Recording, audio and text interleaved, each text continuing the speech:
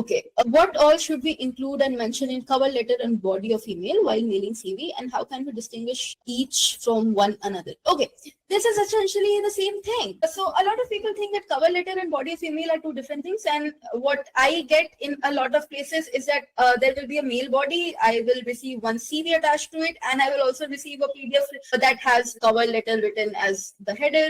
It is not required your cover letter is the body of your email. A lot of people will say that these two are different things, but that is different only when the organization asks for a separate cover letter.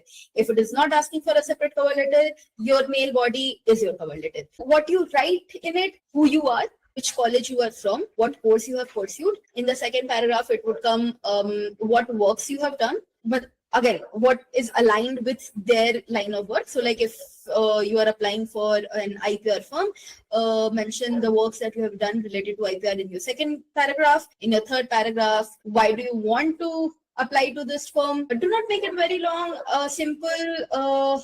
Just saying that your organization is reputed in terms of IPR and I would love to contribute more upon it is fine.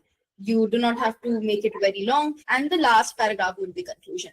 So that is a basic cover letter that I'm looking for. Please, please, please do not use ChatGPT.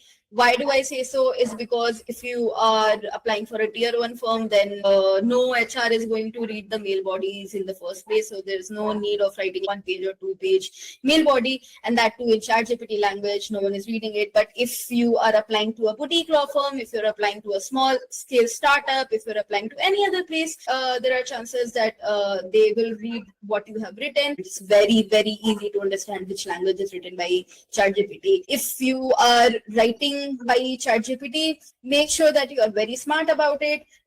So while you are prompting ChatGPT to write your cover letter, just ask it to not write it in an AI fashion. Ask it to not use very overly used words. Like, for example, a very easy way to discern whether a mail body has been written by ChatGPT or not is the M dash that you see. M dash is a little slightly longer dash that is not present on your keyboard. Apart from that, words like very keen or deep dive into, things like that. Make sure that if you can write it all on your own, that is great.